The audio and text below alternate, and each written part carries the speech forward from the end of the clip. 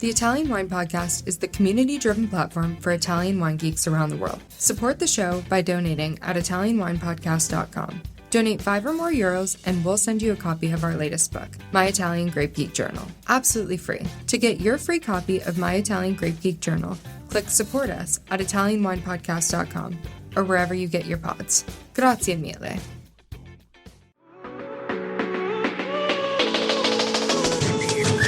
Welcome to the Italian Wine Podcast. This is the next generation with me, your host, McKenna Cassidy. For the next 30 minutes, I invite you to explore with me what young adults are up to in the Italian wine scene. Today, let's feast on our discussion of Italian wine, travel, food, and culture. Thank you for being here. Grab a glass with us. Chin chin. Of course. And you, I'm sure the vines are planted differently and things have to work out separately. What's the personality of your Caricante vines? Oh, Caricante. Yes. I really love Caricante because it's so on Etna we say that in the east side of Etna, so in Milo, because we spoke about Salvo before, is the best side of where you can produce the Caricante. And it's true in a way. I don't want to say that it's not true. It's true because Caricante in that area, you can have different kind of skills, because you have more rain in that side. We grow the Caricante north side in different kind of parcel, and our Caricante is completely different respect the other side. But this is the beautiful of this kind of terroir, It will be boring if all the Caricante it will be the same in a bottle, north side, south, or east side. Our Caricante is more elegant in a way. It's more salty because that kind in the north side, all the kind of eruption of Etna that we had in the past give us a different kind of soil. We produce 3 different kind of Caricante. We have Tornatore Bianco that is like a mix between different kind of contrade in different kind of altitude. So give you like an idea about our terroir and all our domain in different kind of place. It's like a business card, of the totally trademark. To say and we don't do like something leading particularly for that wine, just classic white wine. So we use stainless steel, a concrete tank. That's it. And it's elegant, it's salty, it's mineral, it's Caricante 100%.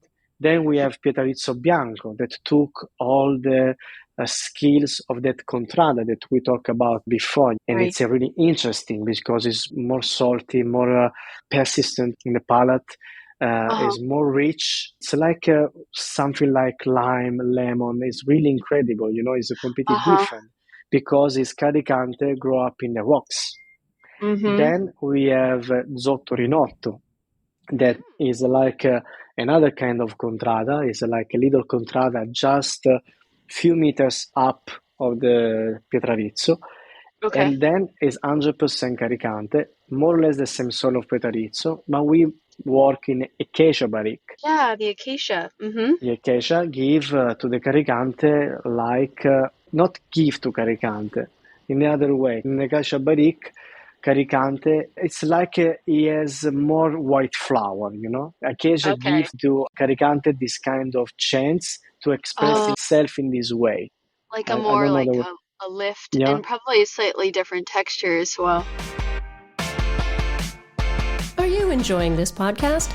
Don't forget to visit our YouTube channel, Mama Jumbo Shrimp, for fascinating videos covering Stevie Kim and her travels across Italy and beyond, meeting winemakers, eating local food, and taking in the scenery.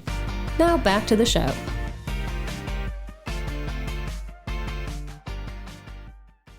What's the wood grain like on an acacia tree versus like a French barrique? Is it much tighter grain or a little bit wider? Like how much interaction is there between the liquid?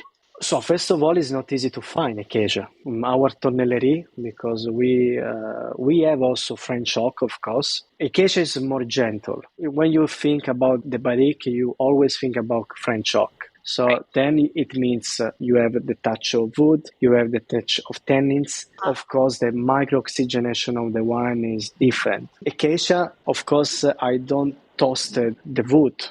So just with the vapor, it's a gentle way to work the wood. In this way, you don't have the tannins from the wood. And of course, the evolution of Caricante is slowly. And you have this kind of Zottolinotto is more golden color than Pietrarizzo, It's more powered yellow, It's not a white wine. It's a little bit more, it's like more or less a maturation, but it's not a maturation, to give you an idea. And this kind of color is the acacia that give to the wine. But in the same time, give this kind of balance to the wine that is something really special. So, for your question, Caricante, it's an incredible grapes that if you know the way to work, you can have incredible wines. And is a wine, is a grape, is a variety that can live in the years. So if you leave it's wonderful. a bottle of wine for 10 years or more, you can drink that wine and really discovering something really incredible. Certainly age-worthy, absolutely. And those certain elements will evolve over time and taste so much different, like the fruit elements and the tertiary elements that will appear after time. It's wonderful. And infinite variations with the different altitudes, especially on Etna, which I think is what makes that part of the world for winemaking so special and exciting. Yeah, exactly. This work is beautiful for this, Of course. That's wonderful. So, Angela, what is your most unconventional food pairing with some of your Etna wines? Well, Etna is famous for the meat. We are in the mountain, so the pairing is always with the meat. You can really drink red wine with the fish, and because Nello Mascalese is not really a powerful wine, so it's elegant, doesn't have a lot of alcohol. So you can pair really with the fish, and Etna is beautiful because from our domain in 25 minutes you are in Taormina.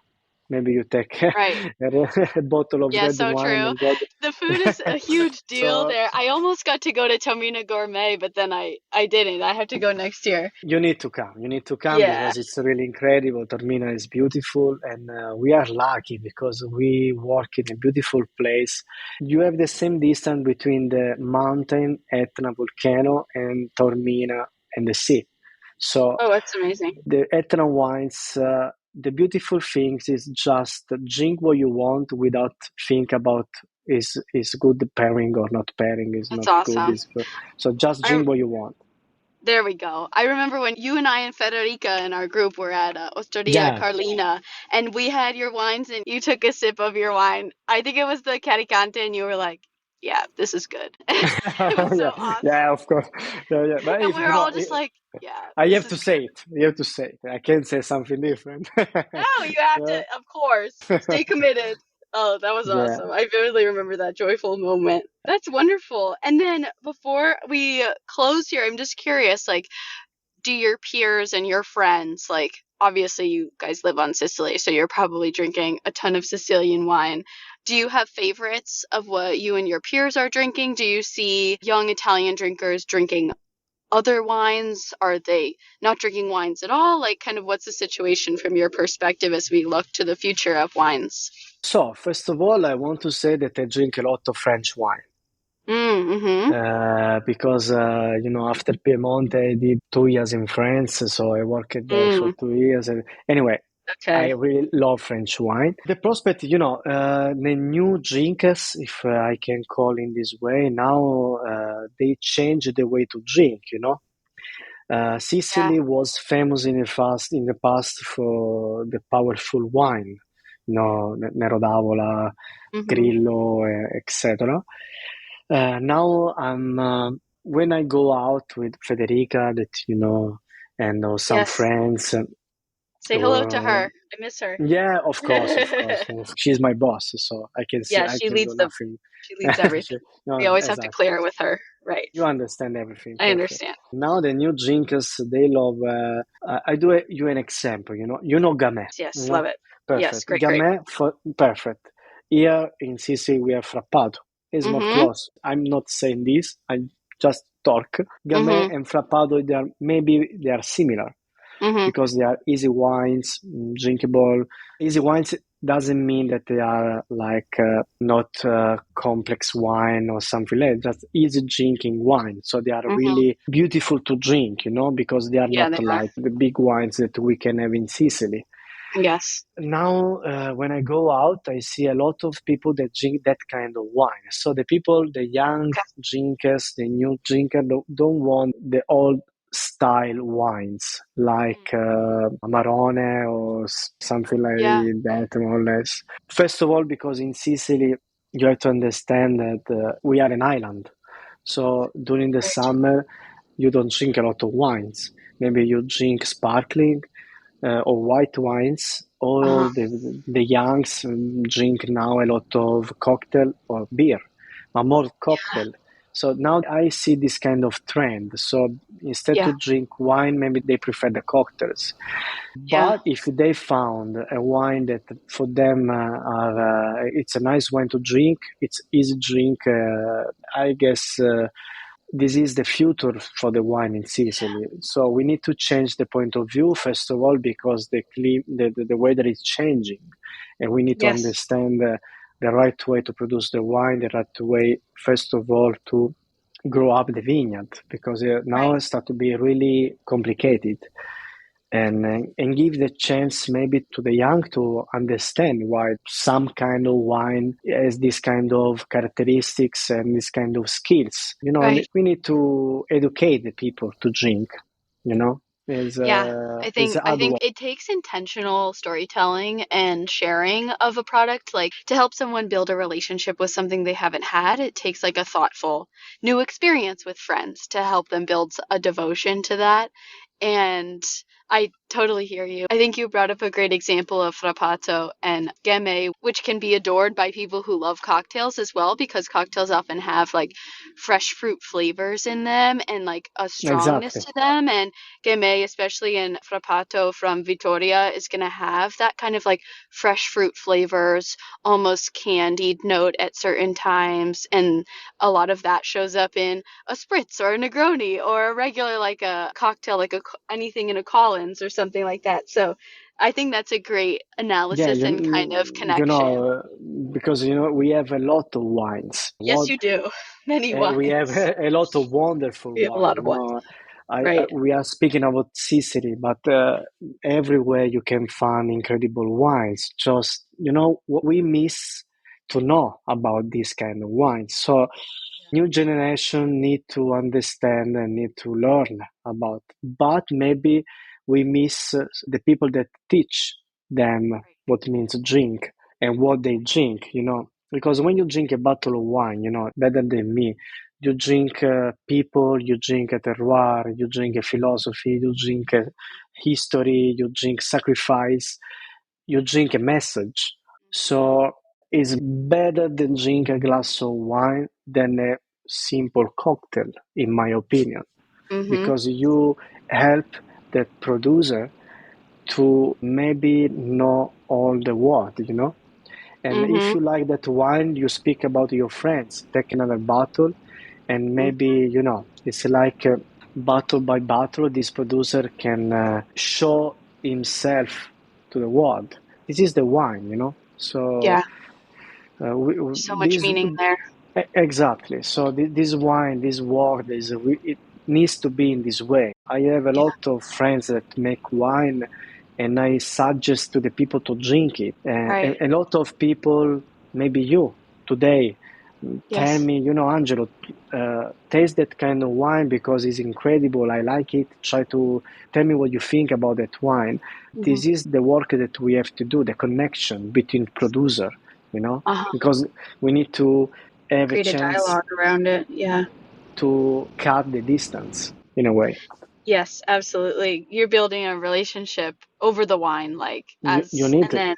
Because if you don't do in this way, the people continue to drink cocktail, and because it's the easy way to drink, and there is also the easy way to order. When you say before spritz, Spritz, Sure. it's like Coca-Cola. I don't know. The easiest word to say, of course. It's incredible, Few nowadays. will argue with that. Right. It's incredible. All the people drink spritz.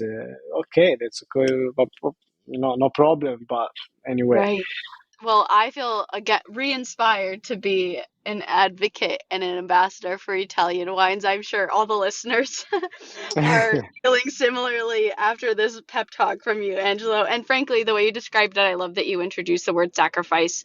That's always a part of the process in people's personal lives and in the vine's own life. So I think that shouldn't be discounted or forgotten. Is there anything that you'd like to share with the listeners, whether about winemaking or about Tornatore, before we close? just come to visit us. I don't want to say nothing Amen. more. Yeah, I will. just come to visit us. Stay with us.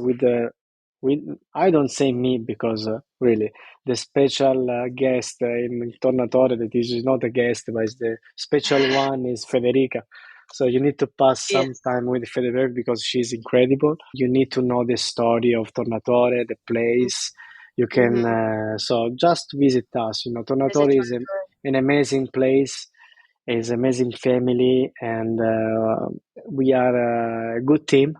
We are a young team anyway. You need to come in Sicily and visit and understand what means because it's interesting living on Etna and living in a volcano that every day you can see some smoke. Just come to visit us, stay with us, taste the wine because I can say everything, but the answer you can find only in a glass. So I can say everything, but when you drink the wine, you understand if I am saying the truth or I'm just lying and say something different about That's right. the reality. So just come visit us and drink Tornatore because it's good wines. This is the spot. And, they are quite good. I'm not a marketing man, No. Really, You're just speaking from behalf. Yeah, Yes. it. I'm really a disaster about marketing. I just make some wine, stay in the vineyard, love my work. That's it. So what I say, it's what comes from the art, and I don't mind a lot when I speak. So just speaking about with the art. It's wonderful. I can't thank you enough for your perspective. I know we could go on, and I truly can't wait. I'm planning to come from my mother's birthday in Of course, about a year to Sicily. come. She's turning 60. It'll be very awesome. Yeah, you need to come. We go to Taormina. We have fun. Don't worry, just come. I trust the process. I will. Tante grazie for joining me today. Remember to catch our episodes weekly on the Italian Wine Podcast, available everywhere you get your pods. Salute!